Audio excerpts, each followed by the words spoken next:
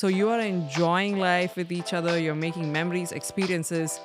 And I think a lot of times we really surrender marriage to God, but we don't want to surrender having children to God. Because we're like, oh, you know what? My life, I make this decision. I want only one child, or I only want two children, and I want them only after 5 years of being married, and I want them only after I finish X, Y, and Z. And it's almost like we go to God with a game plan. Until we find a spouse, it's more about, Lord, show me who it is. And then afterwards, it's like, Lord, this is what I'm thinking, and I would really appreciate if you can follow through with this. And I think that's what caused a big part of my disappointment. When kids come into this environment of this relational trust that is already built, and we are building blocks on it of dealing with other extended relationships as a wife and husband. In this 10 years of being married,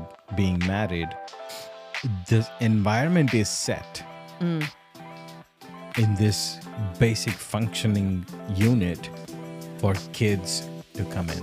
Right. Women are the ones who take care of the home.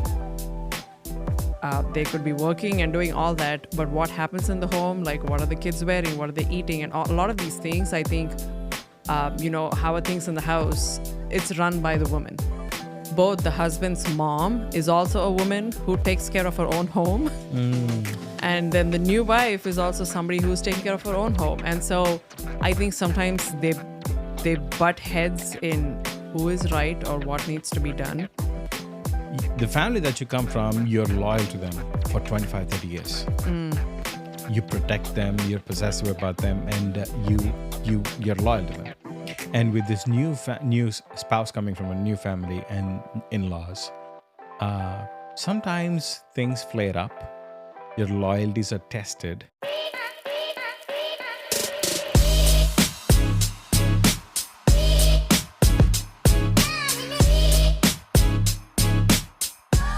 Welcome to another episode of On Mission with the Mindies. And here we are, Chris and Sarah. And thank you for tuning in again to watch this. So Sarah, you've been talking all about reflecting Christ, His love in every relationship that we have. And I think in this first 10 years of marriage, one of the important things that you get to experience and I get to experience as a new wife and husband is this in-laws. Because I come from one family, you come from a different family. Anyone who gets married in this arranged marriage setting or any kind of marriage setting is coming from a different family into a different family. And it's a whole new dynamic of having this relationship of in-laws. And if your spouse has siblings, that's another added layer of understanding of how things go, what are the dynamics. But more than anybody else, you would continue to deal with in-laws. They are your family now. And one of the important things with in-laws is I am blessed to have wonderful in-laws. And I literally, I'm testifying that I do have good in-laws, and they take really good care of me and kids and everything that we have going on. And they are very much passionate about Christ. So, and I think having a good, loving in-laws is a blessed thing. Oh, yes. And if they have this God fear and then they are all for Christ, and I think that's a great blessing, huge blessing. It's a jackpot. It is a jackpot. And but still, it takes time to get to know them. Because they are also new to you and you're new to them. It takes time, and it is a process. But the reason I say this, it is a process, is this: the family that you come from, you're loyal to them for 25, 30 years. You protect them, you're possessive about them, and you're loyal to them. And with this new spouse coming from a new family and in-laws, sometimes things flare up. your loyalties are tested. Mm-hmm. And there is a biblical way of doing this, in the sense, like, okay, there's principle from the Bible is like, man leaves and cleaves to the wife and starts a new family.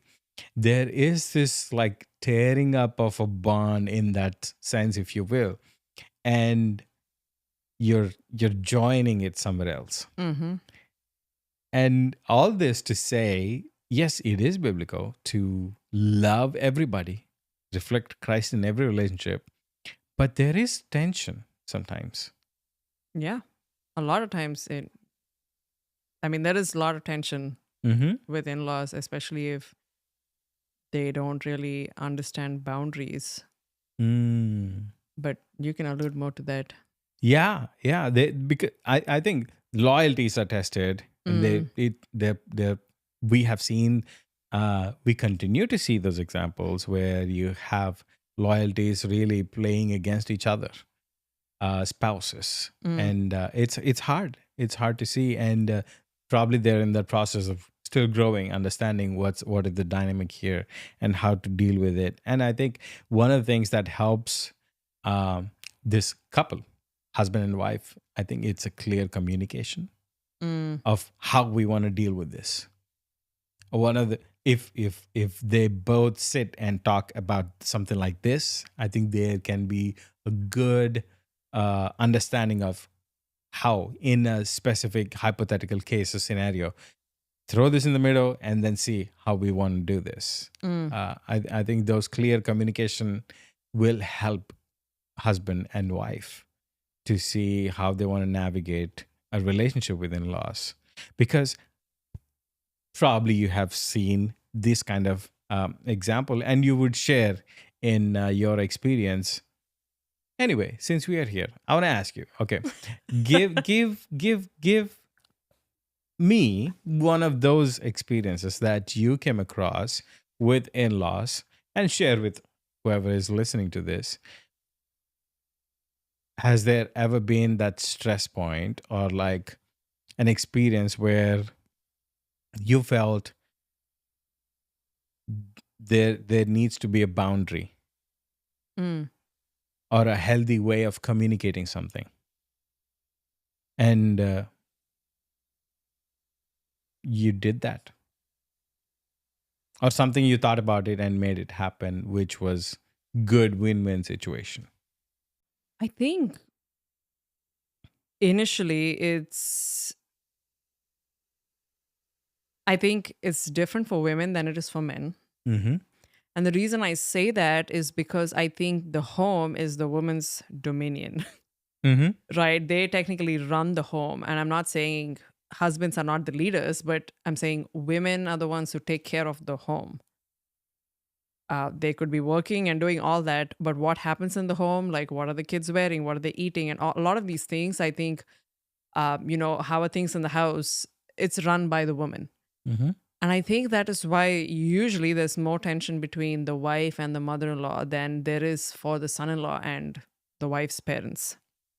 Okay. At least in my observation, that's what it is, because both the husband's mom is also a woman who takes care of her own home. Mm. And then the new wife is also somebody who's taking care of her own home. And so I think sometimes they butt heads in who is right or what needs to be done. And I think that's one of the reasons why we see more of, even the jokes about mother-in-laws and daughter-in-laws, monster-in-laws, and all of these things Mm. that are being said. But I think that's one of the reasons. And I think for me, Chris, I think I came into marriage being very sharp with my tongue sometimes, or very direct with my approach, and not knowing clearly where Chris's parents are coming from when they said something. And to clarify, they're really nice and kind people. I think my mother in law is a unique person coming from an Indian context, because she totally gave Chris up to me. There was no competition whatsoever, no trying to get his attention, no me versus her, and I think it's a very, very beautiful thing. And now as a mom, I realize it's a big thing. I have all girls, so I don't know what it is like to have a son, but I can only imagine watching my child be very attached to a new person while they were part of my world for some Mm. 30 years. Yes. And it is hard to know that this other person has their heart, and not in a bad way, but I do think for a boy mom, it's a whole new level of detachment that they might be experiencing. And I think that oftentimes causes a lot of tension because Mm. there is fear of losing that kind of closeness. And I think men in general don't really pay attention to that. I think a lot of times for men, it's mom is mom and wife is wife, and the ship is just sailing. But I think the women feel it more strongly. And in my experience, I think that's a lot of times a big tension point where the mother-in-law wants things to be done a certain way. And again, I am learning that mother-in-laws are not always the problem. The daughter-in-laws also can be a big pain. From experience, a lot of times I think I've been very dumb and stupid in the way I would have responded or reacted, not fully understanding. And that's where communication comes in. Like Chris was saying, is hey, Chris, this is what I'm feeling. Is this true? Mm.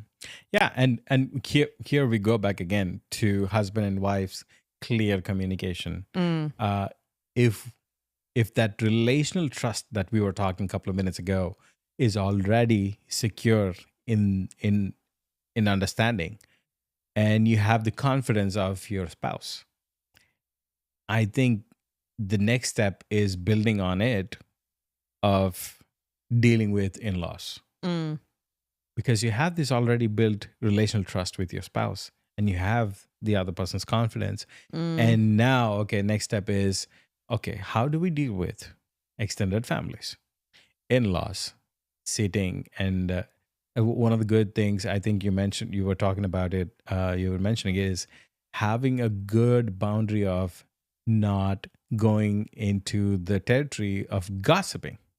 Oh, yeah.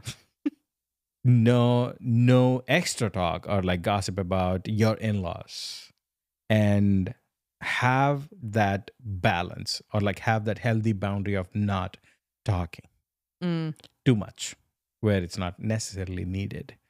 And be straight, choose right words, talk with love, and have that healthy boundary of not gossiping.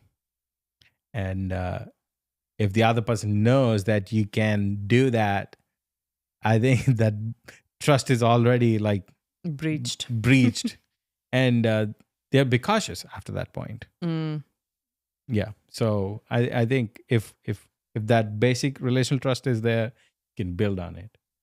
I agree. I think a lot of times for us women, it's very easy to just carry information, and Mm. you might just think, well, I'm just complaining. Let me tell you something that from the beginning of our marriage that I think was totally a God thing that I am so happy it became a conviction to me is that I would never carry information about Chris to my mom and dad in a gossipy way. Like, I don't want to talk ill about him to my parents. Whatever it is that's going on between the two of us, is I don't want to be that individual who's going to carry that, because the way my parents would treat Chris is very much dependent on who they see me treat him like. Like, if Yes. I cherish and if I love him and I think he's an amazing man, I think my parents will almost automatically respect him as well. And I think it goes both ways. Like husbands, if you're going to go tell your mom that, oh, my wife is X, Y, and Z, and she does this and that, you can be confident that your mom is going to pick up on those cues and get back. Because she wants her son to be happy, and women just by nature want to set things right. And so I think refrain from gossip about each other to your parents and Mm. also about your in-laws, because this is not just about, oh well, don't gossip, it's not nice, because it's sinful. Yes. And within Indian families, you say one thing to one person and before you know, it's traveling across oceans and seas, and it spreads like wildfire among all relatives, and you don't want that. Yeah. Simply because we say we follow Jesus, we don't want that. Yeah. And I think there's this funny game. All of us know that, okay, at one end, one person says something and you pass the message. By the other end, I think the message is something completely different. Yes. You let this word out to one person in your family or somebody else. I think it'll travel to 100 different ears. And by the time it comes back to you and you hear from somebody else from some different continent, it's something else. I know that sounds funny, but It can cause serious damage. serious damage, and sometimes it's irreparable. Yep. And we don't want that to happen to anybody. Yeah. Yeah. Another important thing, Chris, I always think of is if I had something that was bothering me Mm, that his mom said or his dad said, I think the wise thing to do is to refrain from directly addressing it, depending on your relationship. For mm, me, I knew if it came out of my mouth, given my personality, it almost sounded very condoning. mm, So I would bring it to Chris and I would tell him, hey, I've heard this. It made me uncomfortable or it hurt me or I don't think that was true. Whatever it is, right, that you disagree with, you bring it to your spouse. And I think them knowing their parents know how to communicate better. yes. And Chris always did a phenomenal job of just finding a neutral place to bring it up and address it. And it used to resolve. Had I gone into the picture and taken things into my own hands, Oh, no. I think it would have hurt my in laws even more. Because a lot of times I don't truly understand the tone or the intention, right? And I just assume because I've been raised differently. And I think it goes both ways. Like if Chris had to say something about how my parents were doing something, he would just come talk to me. And I would say, hey, and my parents would obviously not take it the way they might have if he came and spoke directly. Yeah. Again, this is not some rocket science that we're talking about here. We're just sharing our experience And it and how works. we are dealing with it. And because we already have this relational trust, we have the other person confidence, and then we building on it to deal with in-laws and other relationships that we have. And another important thing that we want to talk about is raising kids Oh, man. in this first 10 years of getting married and then having kids. It's chaos. Just so y'all know, we have a 6-month-old, a 2-year-old, and about to be 6-year-old. Yes. So all girls, girl dad t-shirt. So And Chris asked for this, y'all. He prayed that I, he I just absolutely, I did my fasting prayers for 3 girls, and here we are. On our way to get celebrating 7th anniversary, I know. but raising kids, oh man, I don't know where to start, Sarah. I think we both need a coffee break at this point. For those of you who don't know, we are recording at like 11:30 or 11:45 at night because that is our first 10 years. Just so you know. Because we are passionate about this on Mission with the Mindies, Yeah. we are trying to find time whenever we can do it. And I think the best time is when they are resting. And that's So, probably midnight. so yeah, and I think nothing tests your patience than your kids. I have not really heard the saying of what a blessing children are. Like, yes, everybody says children are a gift, children are a gift. And then everything that follows after is vexation, Mm, exhaustion, irritation, just sheer amounts of patience. Um, so I never entered into marriage longing for children or being very excited that one day I could be a mom. mm. Actually, to be quite honest, when we found out we were pregnant 3 months after we were married, I was very upset. I was really Some upset. inside scoop here. I was upset because I was like, oh, I really wanted to spend time with Chris. I wanted to have some of these experiences of traveling together and all that. And it just felt like my freedom, my happy days, newly married days were taken away, were seized. And now here I am stuck with being a mom. And the first few months of pregnancy were very hard. And then the first few months of motherhood were very hard because I just could not digest the fact that my life had changed so drastically. Not just mine, his too, but I think us women, we process it very differently.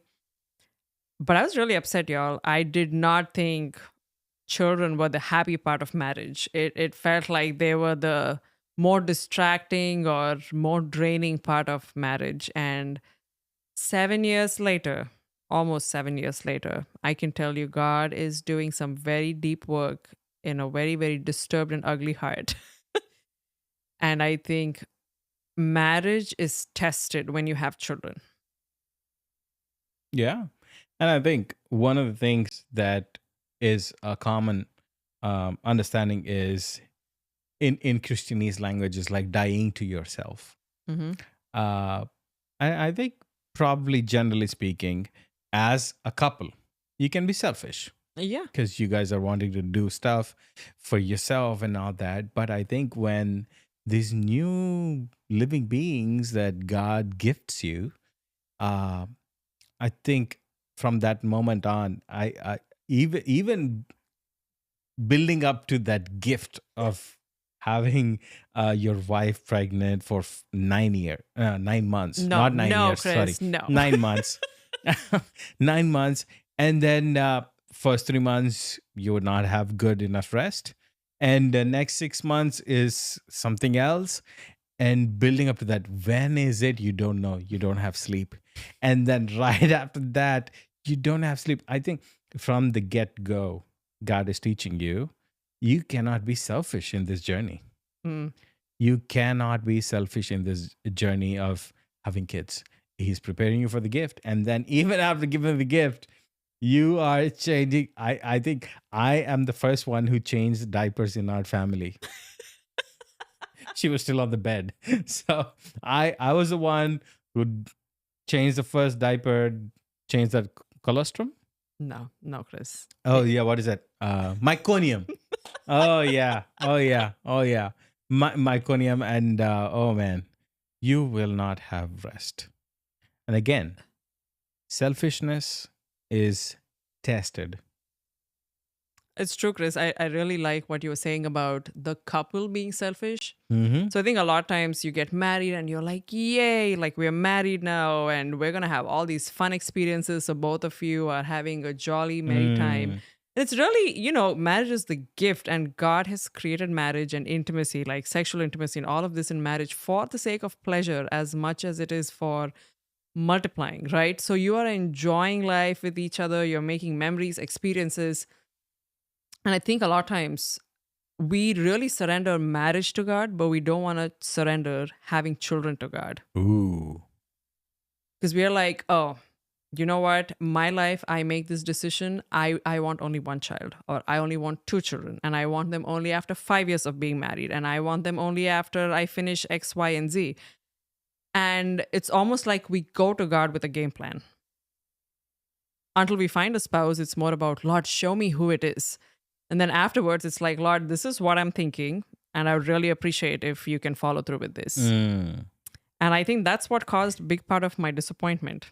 And I think in some ways people try as much as they can to keep it in their control. Yeah. Like, when do I want kids? How many do I want? And under what circumstances do I want kids? Yeah. Yeah. Yeah. So I think everything I think even in our limited finite understanding of how we want to do things, sometimes we forget God is sovereign. Yeah. If things need to happen, mysterious magical way, things happen. And I think when kids come into this environment of this relational trust that is already built, Mm. and we are building blocks on it of dealing with other extended relationships as a yeah. wife and husband in this 10 years of being married. And I think this environment is set Mm. in this basic functioning unit for kids to come in. Right.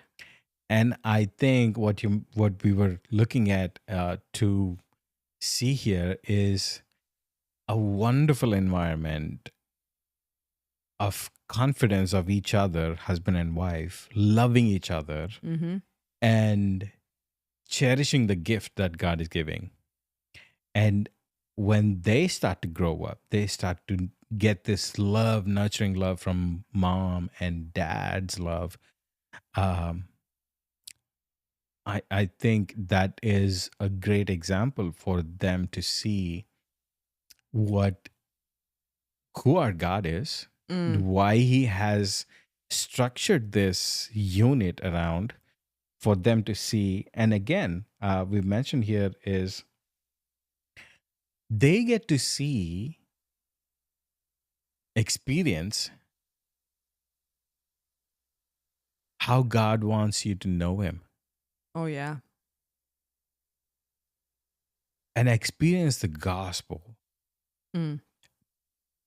to know how relationships work and how He loves us. And don't get me wrong, even in all this happening, kids are growing up, they're seeing father's love and everything. They are throwing temper tantrums, they are doing all kinds of stuff, testing your patience, and they're pressing your buttons, and everything is happening, but they still get to experience this love, probably not probably, in a perfectly immature or like imperfect way of us being humans, fallen humans, and we still love our kids Mm-hmm. and try to give the best for them. Imagine a perfect, holy God. And what other better environment, best environment for them to get to know about who God is? Yeah. A mom and dad who love and cherish Christ first, build this relational trust between these two, and cherish God in between, and raise kids so that they get to know Christ and then they do the same. Yeah. And I still remember uh, on our wedding day, preacher Dr. Green, Mm-hmm. he preached about raising up Yahweh worshipers. You both get married, you get have kids, and then raise them up to worship the God, one true God of heaven, Yahweh worshipers. And then probably we will see that happening. Kids getting to know God again. And not again, but they get to know God and then worship the one true living God. Like having kids, I think we get into marriage with a very incomplete picture. And sometimes I think, Chris, as important it is to have premarital counseling, I think you need Mm, somebody to walk alongside you in those early years of marriage. An older couple who yes. has seen these seasons in life and somebody who loves Jesus. You know, it's nowadays I feel like it's hard to find, but it's not impossible because I think if you start praying about it, God will send those individuals into your life. And it is so, so key because I think when children come into marriage, we forget that we've been married first. And a lot of times you become roommates. Me and Chris have gone through those seasons, especially those early months of pregnancy. I would just feel like we're just existing under one roof, but we don't even have a conversation Yeah. because he's there taking care of the kids and I'm here feeling awful. So I'm just on the bed the entire time. And you can't help but feel distant, right? It is going to create distance. And there are going to be many days when you're so exhausted parenting toddlers and changing diapers and having a baby who was fussy the whole day because they were teething. Where are you going to draw strength from? Because if it's still going to keep, if you're still going on the energy of, oh, I'm just going to do my best to love my spouse, really, there's nothing to draw from. You're going to be tired. Your husband or wife is really tired. You both don't have anything to pour into each other. Mm. Where are we going to go to revive our souls, to refresh our hearts? It's very hard. Like, I think oftentimes in marriage, when we feel we are going through that dry spell, of, I'm just here. Don't talk to me. Don't ask me to do anything. I'll just cook food, or I'll just make sure groceries are here. There's food in the fridge. And you both are just on autopilot. Those first 10 years are certainly some of those years because you are busy. Like, these kids are either toddlers or babies, or they're just trying to go to school. You're tracking with, dropping them at a gazillion different activities after school. And so you're on autopilot. So you have no time to think about, where is our marriage going? That's the reality. Yeah. And Yeah. we So think it's okay. We're like, oh, well, this is the busy season. This is how it's going to be. And I want to argue and say it doesn't have to be. The other extreme is thinking, oh, I just miss our old life when it was just the two of us. Yes, those memories are sweet, but y'all are not the same people. Y'all have changed and your circumstances have changed. So I think it's very unfair to expect the husband or the wife to be exactly like how they were before your kids came along. Because it's literally not practical, right? Our goal to love each other is not that we love each other like we did 1 year ago or 2 years ago. Our goal is to love each other like we are experiencing the love of Christ, and like how Christ loved us. And so it's not like last year. That's not my standard. It's better than today. And what does it mean for me to love Chris, who is the dad of my 3 children, in a season where we are constantly needed and it's demanding and exhausting? How can I still love him? Yeah, I It's think hard. I've heard this somewhere, and I think it'll be a great encouragement for us and anybody who's listening. Is shorter steps, longer vision. Mm, Why did God put me here, or why did God give me this basic family unit, and why did God give me kids? Why? What's the longer vision? Where do I fit in this grand narrative story of mm, what God is doing with me, with this family? And I think shorter steps, so that you can focus on what you need to do in the short run, and longer vision of this grand story of what God is doing.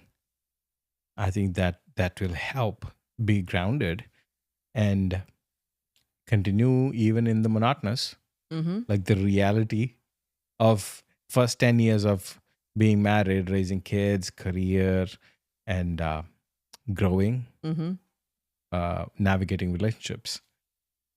I think that will, and again, not because you have a strategy, I have this shorter steps and longer vision, but everything builds on this. Who is in the middle? Mm-hmm. Is God the center Mm-hmm. of this basic unit, and then have this relational trust that God is helping you to build, and then God give you this gift of kids, and God is helping you excel in your workplace, Mm-hmm. and climb the steps wherever you are planning to. And I think if God is not where you're not going often to derive that source of energy Mm-hmm. and refresh your soul and fill in, it's hard. Yeah. The reason I think this season is so important because it shapes who we are as individuals. And I say that with so much conviction because I think when Chris and I got married, I had some idea of marriage and what that meant. So it was a little easier getting into it. I loved Chris. I still do love him. And so I thought, oh, this is great. But I wasn't prepared for parenting. Not one bit. And I cannot tell you the number of times in these last few years I felt like we're not making much progress. We have these dreams, we have this vision painted out, this grand picture of what we want to do with our lives. But these children, but these kids, and I have recognized that they are not a hindrance to a bigger calling. Mm. And I think it was very important for me to realize that because it has shifted my perspective. I don't wrestle with being at home with them now. I don't wrestle with the fact that 80% of my day is taken up with just caring for their needs. Now it has become a big part of my joy. Is every single day and every moment a joy? No. There are going to be many moments where I'm like, I would rather be somewhere where it was just me. I miss those days. And it's okay to miss those days, but I think it's unfair to expect life to bounce back to those days where you did not have the same level of commitment relationally to new human beings. Mm. And our encouragement in those early years is not just survive. No, that's poor advice and it's not even biblical to begin with. These are years not where we just push through, just make it, just just stay afloat, don't drown. I think our encouragement is sincerely sit before the Lord and say, what is this season for, Father? And what can I learn and what can I love? Because these children are not a hindrance. It's not that, okay, once they're in kinder, once they grow up, I can resume to my life as normal. Like, I will find my purpose again. I think that is not biblical at all. Because our purpose is not just tied to one thing. It's not that I would have value if I start working, or I have value once I can start this business. Once I can get this out of the way, I can resume to all of the fun things. And I think it's a very unhealthy view. I think having children, you can still thrive. Having children, you can still find joy. You might not find the time to do everything that you plan on doing. And that's partly why it took us 2 months from our last episode to now. Yeah. And we've wrestled with the feeling of, why can't we do this? Why aren't we able to do this? And it is that season. And if podcast has to wait because we are raising our children with joy, then the podcast has to wait. While all of this is happening with raising kids, I think another big thing that's happening is, like I mentioned, the building of future, right? You're either growing in your career, you have a IT job, or you're building a business, you're starting a business, and you're all in, right? And you're very, very much into it. And a lot of times, I think those early years, some of us can get very caught up with money. True. Aspirations. Most of us are passionate about something. Yeah. And I Yeah. think being passionate is not wrong, right? But if it is consuming all your time, where you're putting away wanting kids, you're putting away intentionality in your marriage, you're putting away any kind of relationship with extended family, and you are singularly focusing on making money, I think we have to ask ourselves, why is it so important? Is it something from the past where you didn't have the freedom to actually have enough money, and so now you're like, I'm going to make my life look different? Or is it that you just want to save money or build wealth so that your children will have a better future? Like, there's something motivating all of us, right? In wanting to do the things we do. And I think a lot of times career becomes so important that Christ becomes secondary or even lower than that. Yeah. We are so engaged in building our lives, building a future, having security, making sure our kids are going to good schools and great schools, and both husband and wife are hustling. We have late nights, early mornings, and we really think we are onto something while neglecting the fundamental life-giving thing, and that's Christ. Yeah. Our commitment at church is not really solid. We don't have community, we don't have accountability, and usually in these early years, we don't feel the need for it. We are just very self-contained and very satisfied with just the husband and wife having that relationship. And so we're like, we have other more important things to take care of. And I think a lot of times we fall prey to that temptation. Yeah, in those early absolutely. years. Let me add another dimension to it. When you think about, when anybody thinks about doing this on a very tunnel vision focus of just wanting to make money, in a way, it's not wrong, but it is wrong at this juncture when it becomes only that which topples every other thing. And again, this we're talking about for a Christian who's having a question of, okay, does my faith and culture where I grew up is contradicting? My culture says you need to be in good standing in the society, and Mm, one of the ways you do is make money. People yep. respect you. Mm, And does that have to contradict with faith life? No, I think how anybody can decipher where they're going is this: anything that we are wanting to do here on an excessive basis, like too much, or like one of the good ways is greed mm, for money. Money is not bad, but love for the money and just fixating on, obsessed about it. And I think when like your commitment at church or what you're mentioning, and then family, neglecting all the other things, mm, what is it that you are sacrificing? The temporal things that you're running for is like money and settlement and everything will fade away. But when we what we're talking about here is family, kids, faith, eternity. All these things are not temporary, they are for eternity. You're building your kids and trying to expose them to who God is, and mm, this faith is beyond you. mm. God has a bigger vision, and this grand story that He has put you in this moment, He has given you kids and church community and everything. So, because we are talking about a Christian, all these things matter. Oh, 100%. Yeah. Temporal versus eternity. Yeah. Yeah. I think a perspective, Chris, that really helped me think about children is they're eternal beings. Oh, yes. So our investment in our children is eternal. And the kind of foundation these first 10 years of marriage lay is what they're growing on. We are the ones who are setting the tone for who Jesus is, Mm. what the gospel means, Mm-hmm. what are priorities, what matters the most, what does marriage mean. Mm-hmm. I mean, these are foundational building blocks Mm-hmm. to their identity.